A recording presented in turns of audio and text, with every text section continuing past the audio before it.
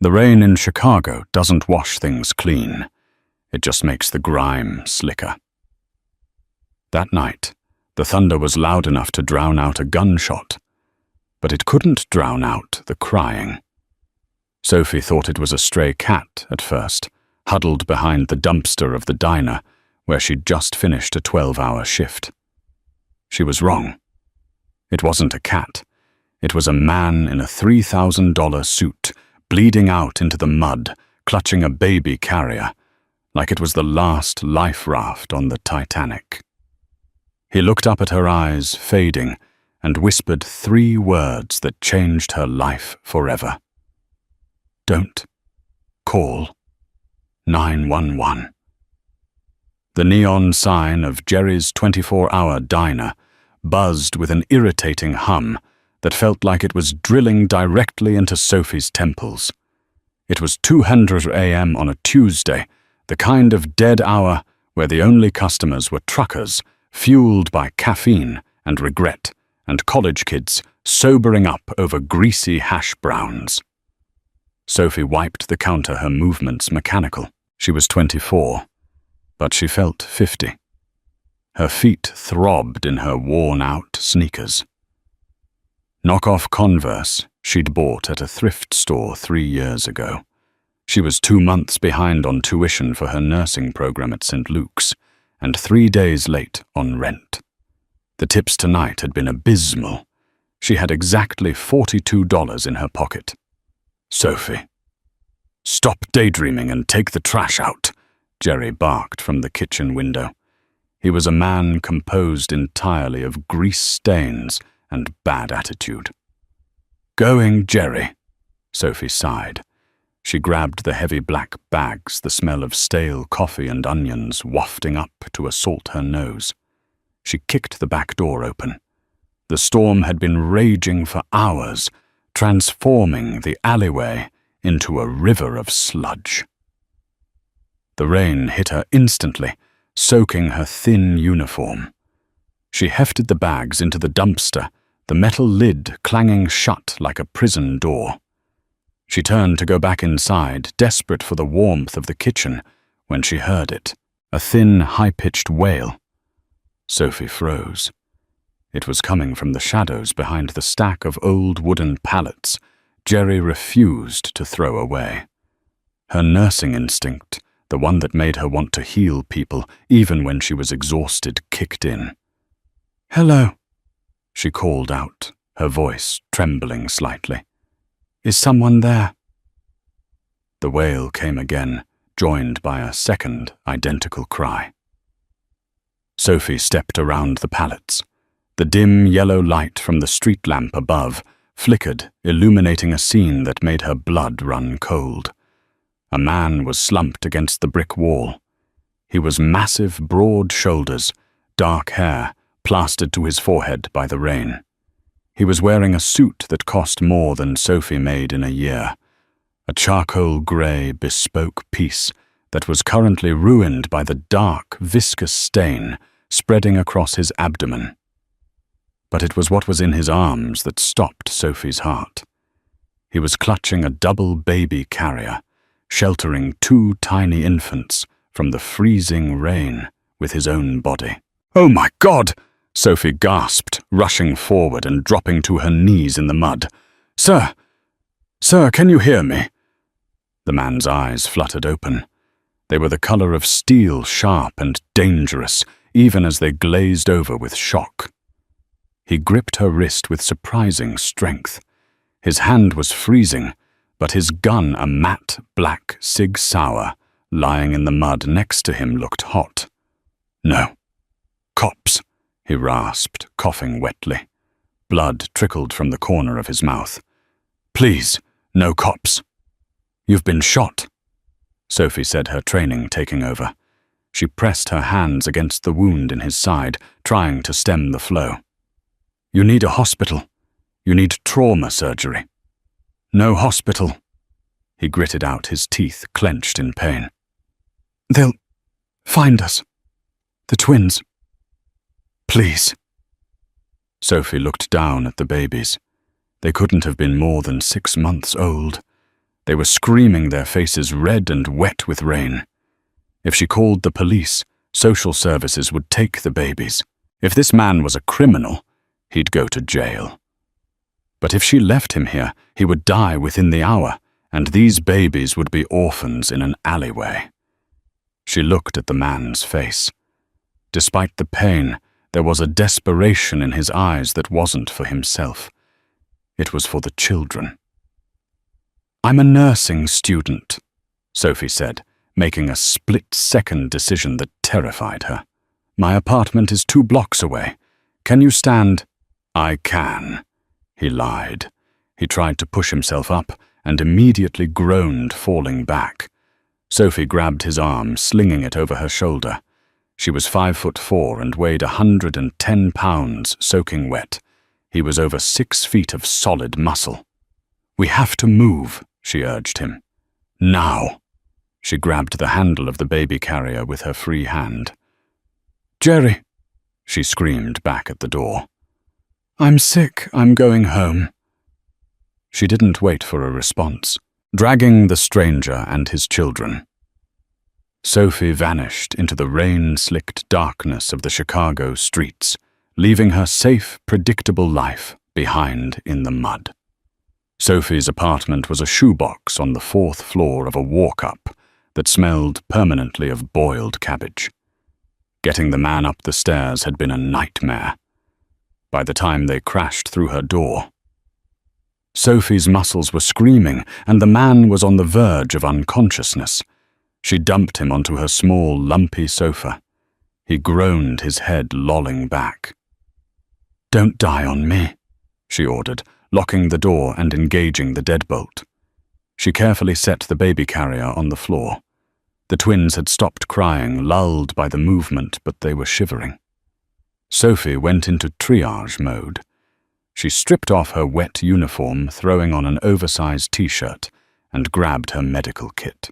It wasn't much supplies she'd borrowed from the hospital during her clinical rotations: sterile gauze, saline, a suturikit lidocaine, and antibiotics. She knelt beside the man and cut open his expensive shirt.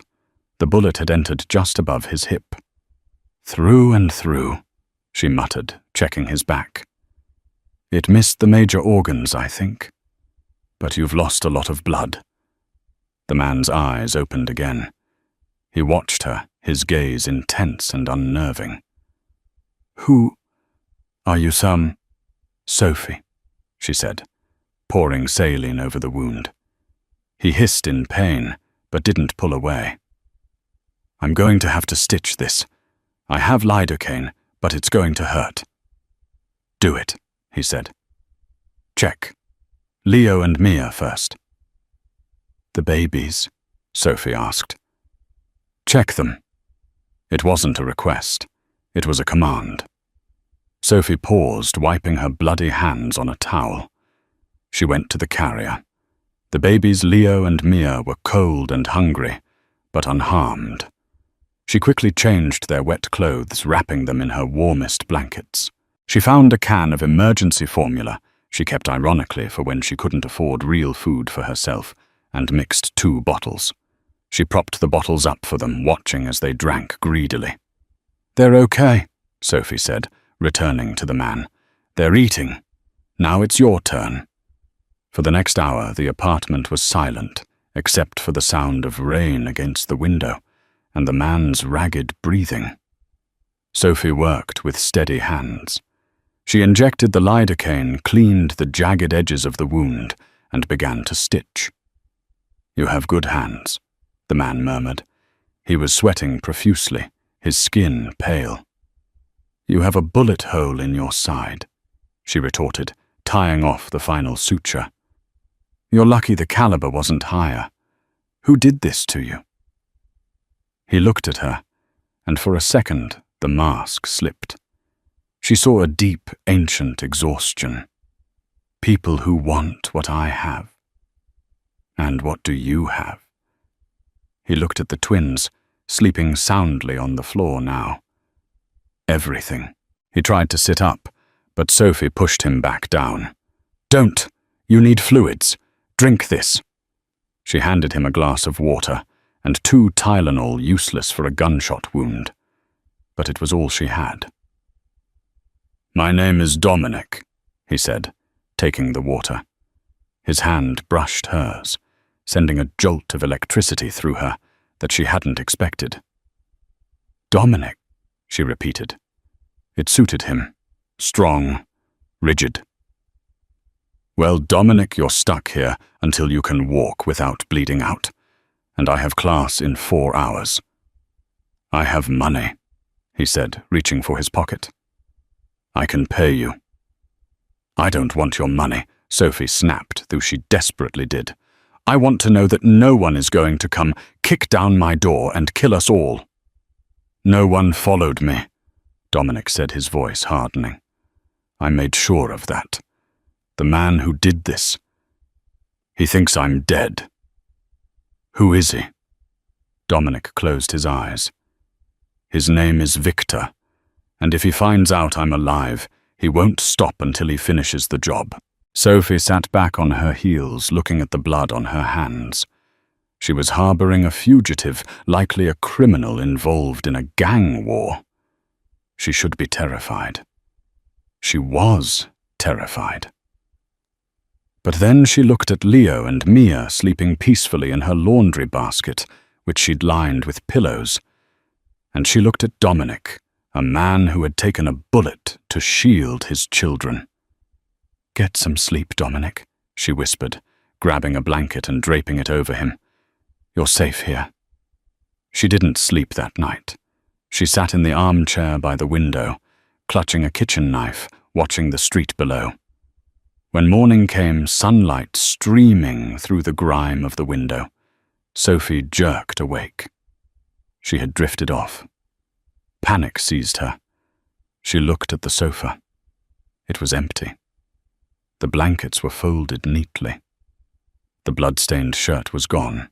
The baby carrier was gone. "Dominic," she called out, her heart sinking. Silence. She walked over to the small kitchen table. Sitting there was a thick envelope. Sophie opened it. Inside was a stack of $100 bills, at least $10,000. There was no note, no explanation, just the cash and the lingering scent of expensive cologne and copper blood. He was gone, and he had taken the twins. Sophie sat down heavily, clutching the money. She should have been relieved. The danger was gone. She could pay her tuition. She could pay her rent. But as she looked at the empty spot on the floor where the twins had slept, she felt a strange, hollow ache in her chest. She had saved his life, and he hadn't even said goodbye. 3 months had passed since the night of the storm. The $10,000 Dominic left had changed Sophie's immediate circumstances, but it hadn't changed her reality. She had paid off her tuition for the semester and cleared her mother's medical bills, but the money was gone as quickly as it had arrived.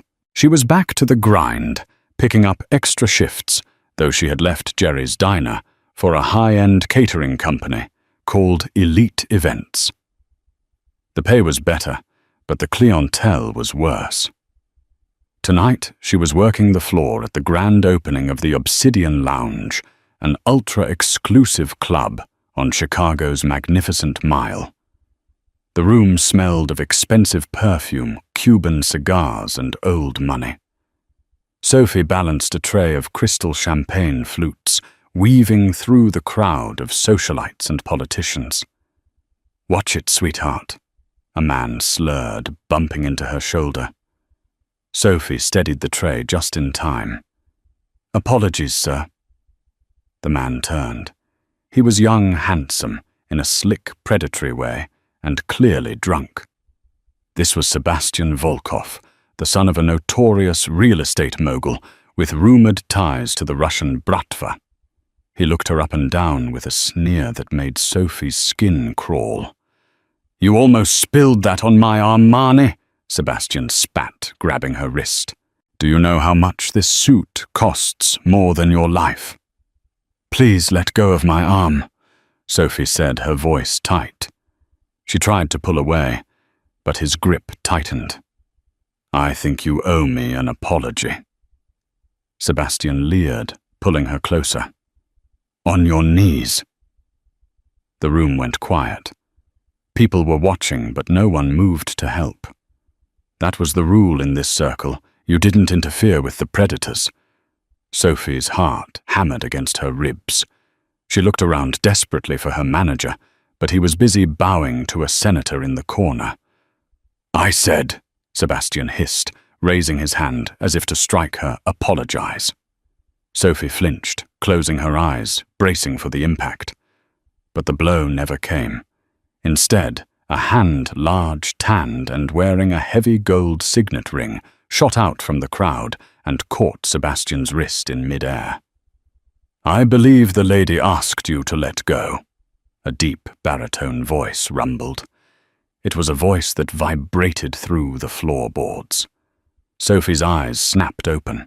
Standing there looking like a dark god of vengeance was Dominic.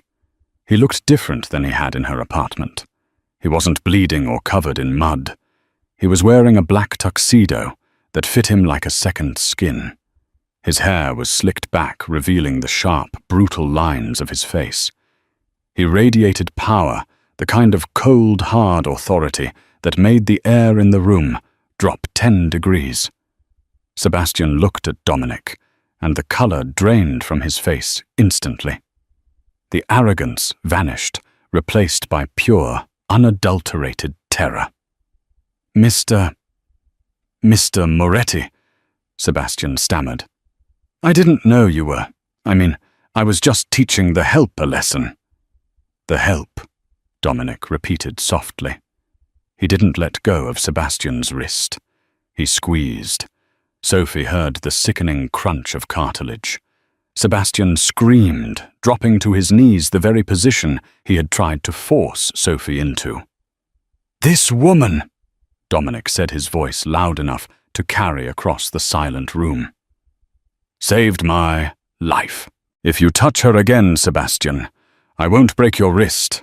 I will break your entire lineage. He shoved Sebastian away. The young man scrambled backward, clutching his broken hand, and fled into the crowd without a word. Dominic turned to Sophie. His steel-grey eyes locked onto hers, and for a moment the terrifying Mafia Don vanished, and she saw the man from the alley. Hello, Sophie, he said. You... She breathed her tray, trembling in her hands. You're alive. Thanks to you, he said. He reached out and took the heavy tray from her hands, setting it on a nearby table with a careless crash of crystal. Shift's over. I can't just leave, Sophie protested, though her legs felt like jelly. My manager. Your manager works for me now, Dominic said calmly. He offered her his arm. Come with me. We have unfinished business. Dominic led her out the back exit, bypassing the paparazzi swarming the front. A sleek, armored black SUV was waiting in the alley. The same alley Sophie realized with a start where they had first met, though it looked different without the rain and the blood. A driver in a dark suit opened the door. Dominic gestured for her to get in. Where are we going? Sophie asked, hesitating. To my home, Dominic said. The twins miss you. That stopped her. The twins. How are they? Alive, Dominic said grimly. But not well. Sophie climbed into the car. The interior was lined with cream leather and smelled of cedarwood. Dominic got in beside her, and the car pulled away smoothly, merging into the Chicago traffic. I looked for you, Dominic said after a long silence. He was staring out the window. After that night. But it wasn't safe. Victor, the man who shot me. He was still hunting. I couldn't lead him to your door again. So you left me 10 grand and vanished, Sophie said, a mix of anger and relief bubbling up. Do you know how scared I was? I thought I'd be arrested for harboring a criminal. Dominic turned to her. The streetlights cast shadows across his face. "I am a criminal, Sophie. I am the head of the Moretti crime family. The police don't arrest me because I own the police." Sophie swallowed hard. She had suspected, of course. The suit, the gun, the cash. But hearing it said out loud was different. She was sitting in a car with the most dangerous man in the city.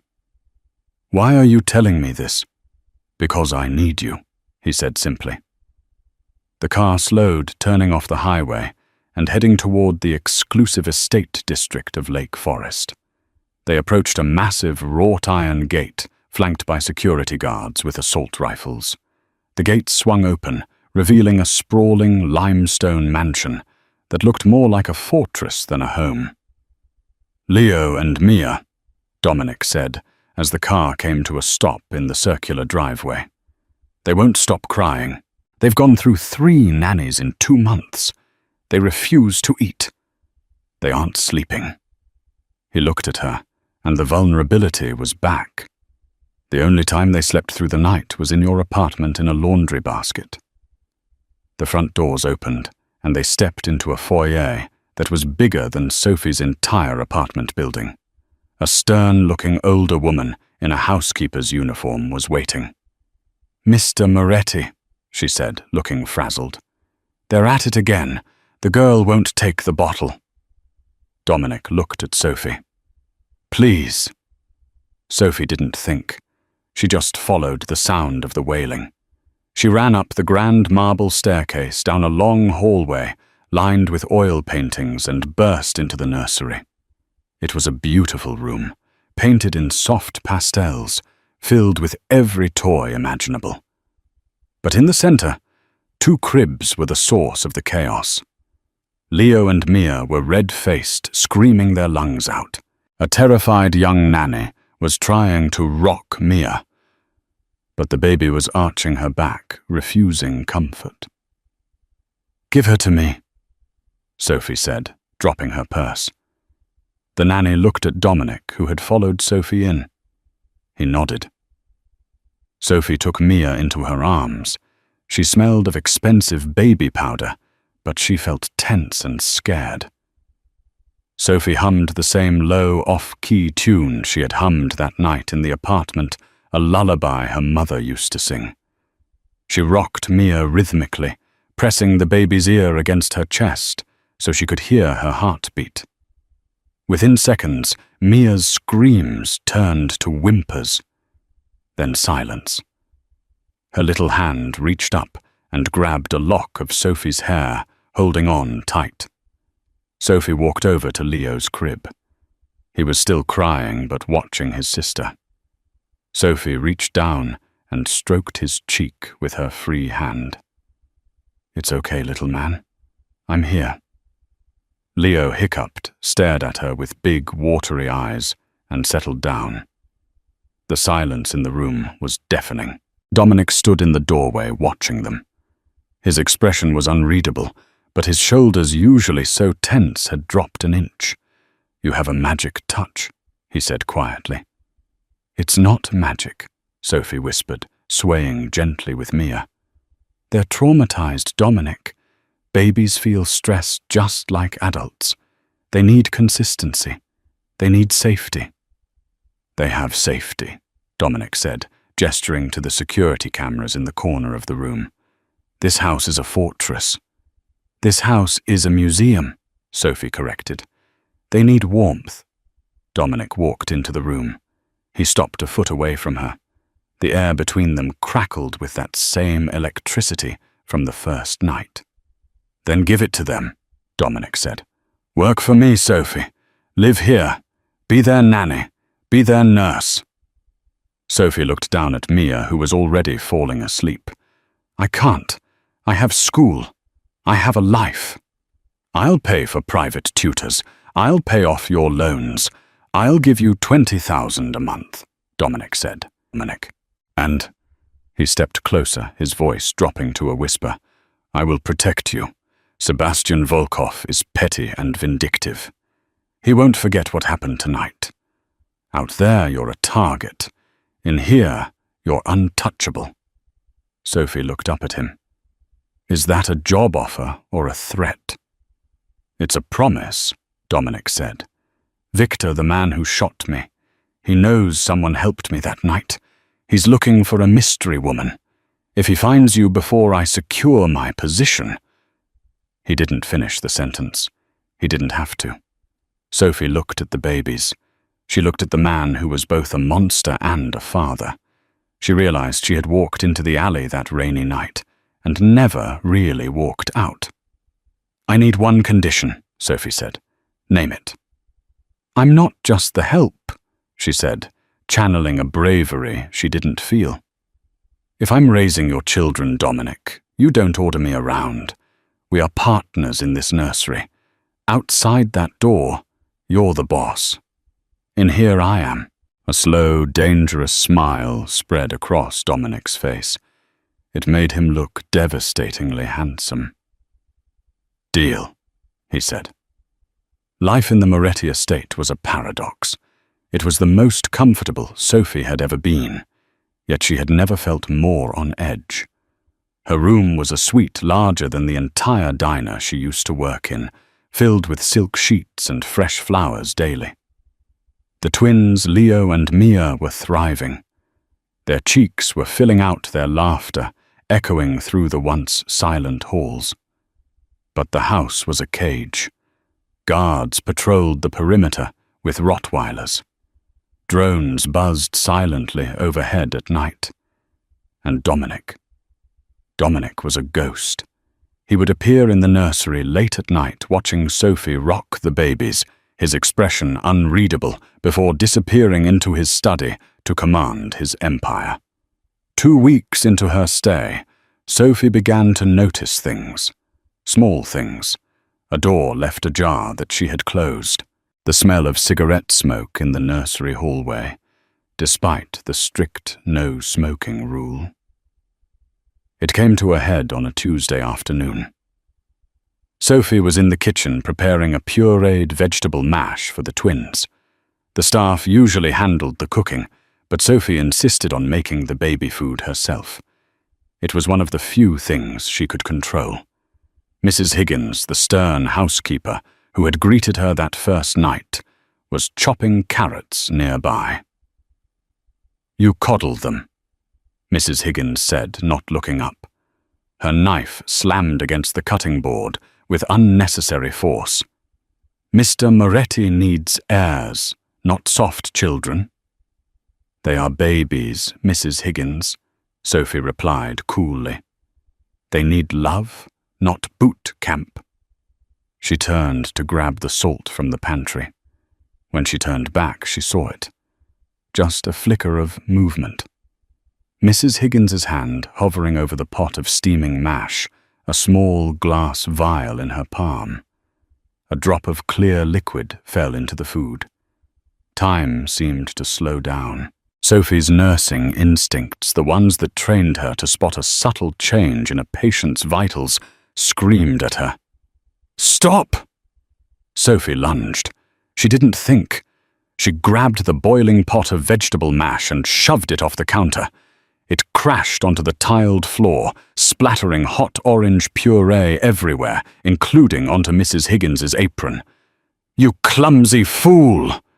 Mrs. Higgins shrieked, jumping back. "Look what you've done!"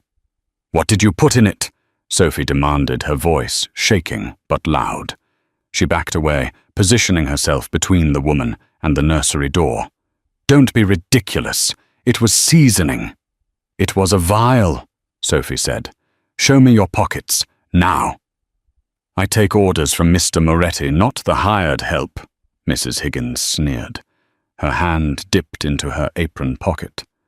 Sophie grabbed a heavy cast-iron skillet from the drying rack. "Take your hand out of your pocket slowly." The kitchen door burst open. Dominic stood there, his suit jacket off his sleeves rolled up, revealing tattooed forearms.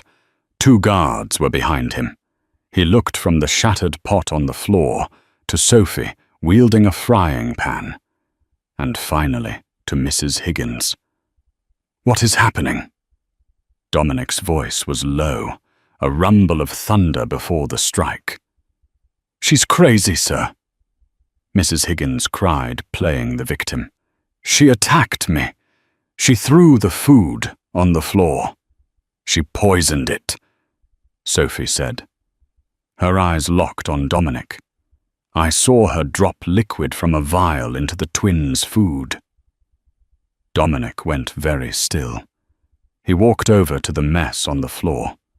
He dipped his finger into the cooling mash, not to taste it, but to smell it. He brought it to his nose and sniffed. Bitter almonds. Cyanide. He looked up. The temperature in the room dropped to 0. "Bruno," Dominic said to his head of security, "check her pockets." Mrs. Higgins tried to run, but she was an old woman against armed guards. Bruno restrained her, easily reaching into her apron. He pulled out a small, empty glass vial. "Victor sends his regards," Mrs. Higgins spat, her facade crumbling into pure hatred. "He pays better than you, Dominic, and he promised me retirement in the Cayman Islands." Dominic walked up to her. He didn't yell. He didn't rage. He was terrifyingly calm. "You held my children when they were born," he said softly. "You have worked for my family for 20 years. And for 20 years I was invisible," she hissed. Dominic nodded to the guards. "Take her to the basement. I want to know exactly how Victor contacted her, how much she was paid, and what other fail-safes she set up in my house. Do not let her die until she speaks." As they dragged the screaming woman away, Dominic turned to Sophie. He looked at the skillet she was still clutching, then at her trembling hands. He closed the distance between them and gently took the heavy pan from her grip. He took her hands in his. "You saved them again," he whispered. I just saw it," Sophie stammered. The adrenaline was crashing, leaving her knees weak. "Is she? Are you going to kill her?" "She tried to murder my children, Sophie," Dominic said, his eyes hard as flint. "Karma is coming for her, and it will be hard, and it will be slow." He pulled her into his chest. For the first time, Sophie didn't pull away. She buried her face in his shirt, smelling the scent of cedar and danger, and realized with a terrifying clarity that she wasn't just the nanny anymore. She was part of the war. The betrayal of Mrs. Higgins changed everything. The house went into total lockdown. All staff were fired and replaced with men Dominic trusted with his life. But the biggest change was in Dominic himself. He wouldn't let Sophie out of his sight. 3 days after the incident, he walked into the nursery holding a garment bag. "Put this on," he said. Sophie looked up from the storybook she was reading to Leo. "What is it? A dress? We are going out." "I can't go out," Sophie argued. "The babies. My sister Julia is flying in from Italy to watch them. She is the only other person on this earth I trust." "She arrived an hour ago," Dominic said. "Tonight is the simplistic annual gala for the Chicago Business Association. It's a front for the families to meet on neutral ground. Victor will be there." "And you want to go?" Sophie asked, incredulous, "after he tried to poison your kids." "I have to go," Dominic corrected. "If I don't show my face, I look weak. If I look weak, the sharks circle. I need to show them that the Moretti family is unbreakable." He stepped closer, his voice dropping. "And I need you to be on my arm." "Me, why?" "Because the rumor on the street is that I'm wounded, vulnerable, and alone. I need to show them I have a future. I need to show them I have a queen." Sophie stood up. "You want me to pretend to be your girlfriend?" Dominic looked at her, his gaze sweeping over her messy bun and sweatpants. "No. I want you to be my fiancé." He reached into his pocket and pulled out a velvet box. Inside sat a diamond the size of a quail egg, surrounded by sapphires. It was heavy, ancient, and undeniably real. "This was my mother's," he said. "Wear it tonight. Play the part. And tomorrow I will wire $5 million into an offshore account for you. You can leave disappear start over anywhere in the world." Sophie looked at the ring, then at Dominic. The money meant freedom. It meant safety. But looking at him, she realized she didn't want to disappear. She wanted to see him win. "I don't want the money," Sophie said, taking the box. "But if I do this, you owe me." "Anything," Dominic vowed. "You have to survive," she said. 2 hours later, Sophie transformed. The dress was a midnight blue silk gown that hugged every curve with a slit that went up to her thigh. Her hair was cascaded in loose waves, and the massive ring weighed heavy on her hand. When she walked down the stairs, Dominic was waiting at the bottom. He stopped checking his watch. He stopped breathing for a second. "Breathtaking," he murmured as she reached him. He offered her his arm. "Are you ready to walk into the lion's den?" "Sophie, as long as the lions don't bite," she replied, gripping his arm tightly. "If they try," Dominic said, patting the bulge of the holster beneath his tuxedo jacket, "I'll pull their teeth out." The gala was held at the Art Institute of Chicago. It was a sea of black ties, diamonds, and forced smiles.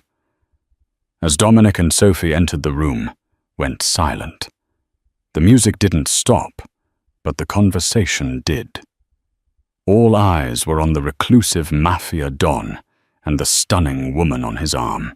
They moved through the crowd, Dominic introducing her simply as, "My Sophie."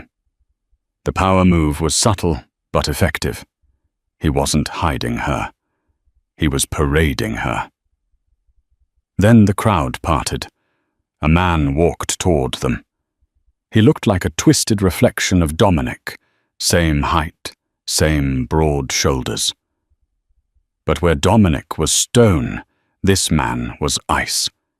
He had a jagged scar running down his cheek and a smile that didn't reach his eyes. It was Victor. "Brother," Victor said, opening his arms wide, "I heard you were dead. I was so distraught I almost ordered a wreath." "Save your money, Victor," Dominic said, his voice level. "You'll need it for your legal defense funds, or your funeral." Victor laughed, a dry, rasping sound. His eyes slid to Sophie. He licked his lips. "And who is this another stray cat you picked up?" Victor sneered. "You always did have a soft spot for charity cases." Sophie felt Dominic's muscles coil beneath his suit. He was about to snap. She squeezed his arm, stepping forward. "I'm the woman who is going to be raising your nieces and nephews," Sophie said, her voice clear and projecting to the nearby listeners. "Since you seem so incapable of family loyalty, someone has to teach them what honor looks like." A ripple of shock went through the crowd. No one spoke to Victor like that. Victor's smile vanished. His eyes narrowed. "You have a sharp tongue, girl. Be careful you don't cut your own throat with it." "I'm a nurse," Sophie countered, holding up her hand so the massive diamond caught the light blinding him. "I know how to stop the bleeding. Do you?" Dominic let out a low, dark chuckle. He wrapped his arm around her waist, pulling her flush against him. "You heard the Lady Victor," Dominic said. "Back off, or I'll finish what our father started when he cut you out of the will." Victor's face turned purple with rage. He stepped closer, dropping his voice so only they could hear. "Enjoy your night, Dominic. Enjoy your whore. Because by midnight, this city will be mine. And that house will be a tomb." "Is that a threat?" Dominic asked. "It's a spoiler," Victor whispered. Suddenly the lights in the massive hall flickered and died. The emergency alarms began to blare. The heavy steel security doors slammed shut, sealing the exits. Screams erupted from the crowd. "It's a trap!" Dominic shouted over the noise, drawing his gun. He pushed Sophie behind him. "He locked us in!" "Dominic!" Sophie yelled, pointing to the balcony above them. Men in tactical gear and gas masks were rappelling down from the ceiling skylights, weapons drawn. "Get down!" Dominic roared, tackling Sophie to the floor, just as the first hail of bullets shattered the champagne tower next to them. The gala was over. The war had begun. The Grand Hall of the Art Institute of Chicago was a masterpiece of opulence. Under the vaulted ceilings, the city's elite mingled like sharks in a gold-plated tank. The air was thick with the scent of Chanel No. 5 roasted duck and the subtle metallic tang of fear. Sophie stood by Dominic's side, her hand resting on the crook of his arm. Through the fabric of his tuxedo, his muscles were hard as stone, coiled and ready to strike. She scanned the room, her eyes darting over the sea of faces. She saw senators who had appeared on the news just that morning, tech moguls who owned half of Silicon Valley, and socialites whose only job was to be seen. But beneath the glamour, the atmosphere was brittle. The music, a live string quartet playing Vivaldi, felt too loud, too frantic. "Something is wrong," Sophie whispered, leaning in close to Dominic. "The waiters. They aren't serving drinks anymore. They're moving toward the exits." Dominic didn't look at her, but his grip on her hand tightened. "I know. Keep smiling, Sophie. Don't let them see you bleed before they even cut you." Suddenly, the heavy oak doors at the main entrance slammed shut with a boom that echoed like a gunshot. A collective gasp rippled through the crowd. The string quartet screeched to a halt. From the shadows of the upper mezzanine, a slow, rhythmic clapping began. Clap, clap, clap. A spotlight, usually reserved for illuminating priceless sculptures, swiveled sharply, cutting through the dim ambition of the room to highlight a figure standing on the balcony. It was Victor. He looked less like a man and more like a spectre. He was dressed in a white suit that stood out starkly against the darkness, a jagged scar running from his temple to his jawline. A souvenir from a childhood fight with Dominic that Sophie had only heard rumors about. He leaned over the railing, looking down at the hundreds of trapped guests with the bored expression of a cruel god. "Ladies and gentlemen," Victor's voice boomed, amplified by a microphone he held casually in one hand. "I apologize for the interruption to your evening of hypocrisy and cheap champagne, but I'm afraid the party is over." He gestured with his free hand, and the sound of mechanical locks engaging on the side exits hissed through the silent hall. Click-clack. Click-clack. "Victor!" Dominic's voice cut through the air, powerful and commanding. He stepped forward, shielding Sophie with his body. "This is between us. Let these people go." Victor laughed, a dry, rasping sound that made Sophie's skin crawl.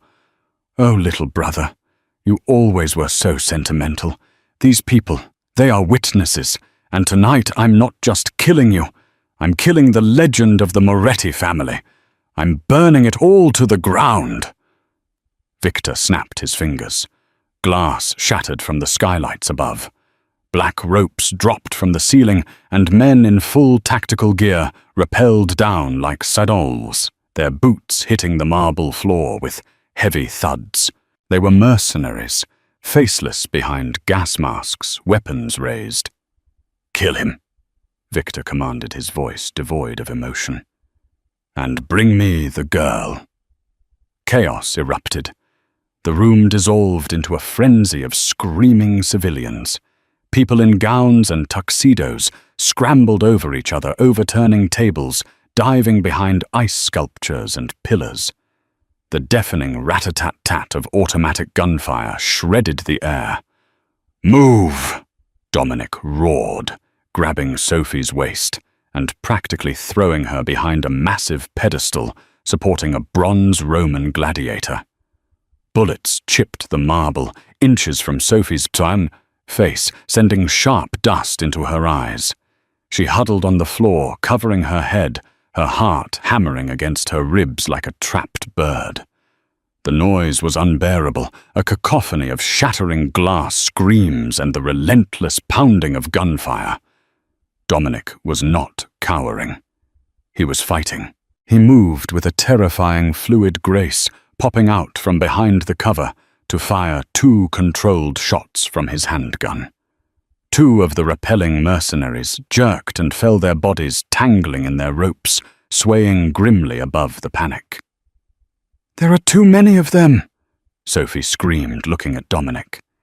He was reloading his movements, precise, mechanical. But she saw the sweat beading on his forehead. She saw the blood seeping through the shoulder of his tuxedo jacket, a graze he hadn't even flinched at. "He wants to box us in," Dominic gritted out, slamming a fresh magazine home. "He's got the high ground and he has the numbers. We can't win a firefight here." "So what do we do?" Sophie cried. Dominic looked at her. For a split second, the hard mask of the Mafia Don slipped, and she saw the man who had sat in her kitchen watching his children sleep. He reached into his jacket pocket and pulled out a sleek black smartphone. "I knew he would try something," Dominic said, his voice urgent. "I didn't think he'd be insane enough to attack the Art Institute, but I prepared for a siege at the exits." "What is that?" "The perimeter doors," Dominic explained, pressing the phone into her trembling hands. "I had my team rig the emergency exits with localized C4 charges. Not enough to bring the building down, but enough to blow the doors off their hinges and create a breach for my men outside." He looked into her eyes, gripping her shoulders hard. "I need to draw their fire. I'm going to run for the center island. When I move, every gun in this room will turn on me. That will give you 3 seconds. 3 seconds for what?" Sophie sobbed, clutching his lapel. "To unlock the phone and hit the red button. The code is the twins' birthday. Leo and Mia. You know it." "No." Sophie shook her head violently. "You'll be killed. You can't run out there. If I don't, we both die." Dominic said, his voice dropping to a fierce whisper. "And if we die, Victor gets the twins. Do you understand? He will raise them to be monsters like him." The thought hit Sophie like a physical blow. Leo and Mia. Her babies. The ones she had nursed back to health, the ones who fell asleep holding her hair. Dominic kissed her then, hard, desperate a kiss that tasted of gunpowder and goodbye. "Be brave, Sophie," he whispered against her lips. Before she could scream, he broke cover. Dominic vaulted over the pedestal, sprinting into the open space of the grand hall, firing his weapon as he ran. "Over here, Victor!" he roared, his voice echoing over the gunfire. "Come and finish it." It worked. Like a pack of wolves spotting fresh meat, the mercenaries turned their weapons toward Dominic. The air sizzled with bullets. Dominic slid across the polished floor, taking cover behind an overturned catering table, but the wood was splintering under the hail of fire. He was pinned. He was trapped. Sophie looked at the phone in her hand. Her fingers were slippery with sweat and dust. She was shaking so badly she could barely see the screen. Time seemed to slow down. She could hear her own heartbeat thudding in her ears, drowning out the screams. She thought of the rainy alleyway. She thought of the nursery. She thought of Dominic's eyes. October 12th. She punched in the numbers. 1012. A large red button appeared on the screen. Detonate. Sophie closed her eyes and pressed it. Boom! The world turned white. The concussion wave was massive. The heavy steel emergency doors at the east and west ends of the hall didn't just open, they disintegrated.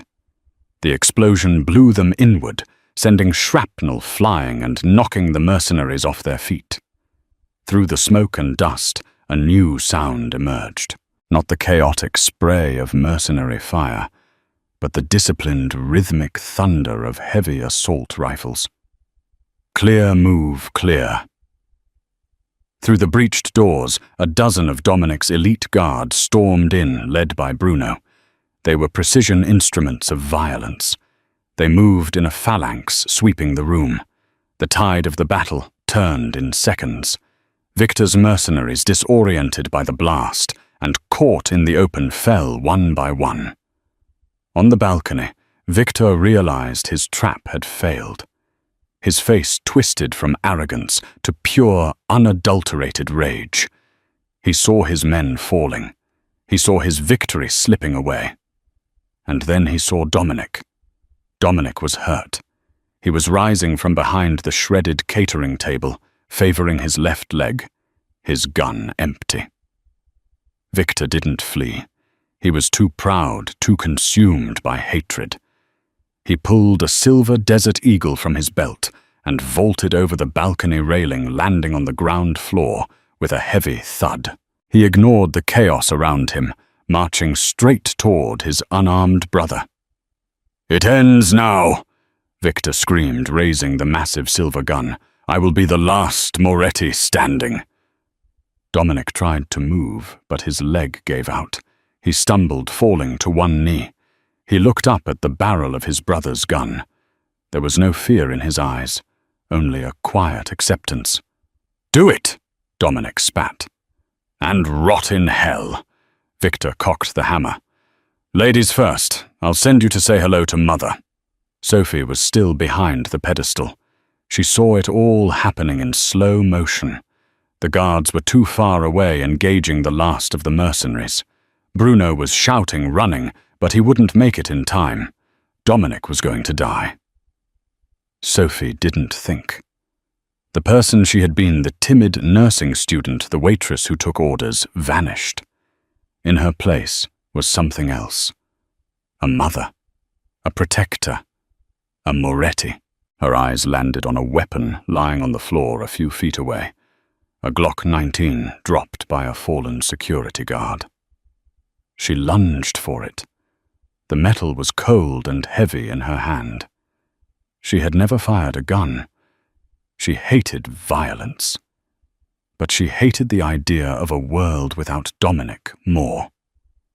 She scrambled out from behind the pedestal, raising the weapon with both hands. "Victor!" she screamed. It was a primal sound, tearing from her throat. Victor turned his eyes, widening in surprise, as he saw the girl in the ruined blue gown, pointing a gun at him. He paused, a cruel smirk touching his lips. "You," he sneered. "Go back to the kitchen, girl. You don't have the guts to—" Sophie didn't hesitate. She didn't aim for the head. She didn't aim for the heart. She aimed for the threat. She squeezed the trigger. Bang! The recoil kicked her arms up violently, jarring her shoulders. The sound was deafening, ringing in her ears. Victor's smirk vanished. His leg kicked out from under him as the bullet tore through his kneecap, shattering the bone. He collapsed to the floor with a high-pitched, gargling scream, clutching his ruined leg. The silver gun clattered across the marble floor, sliding out of reach. Dominic was on him in a heartbeat. Despite his own injuries, he lunged forward, kicking Victor flat onto his back. He loomed over his brother, his face a mask of dark fury. "My leg! She shot my leg!" Victor howled, writhing in agony. "That bitch shot me." Dominic looked back at Sophie.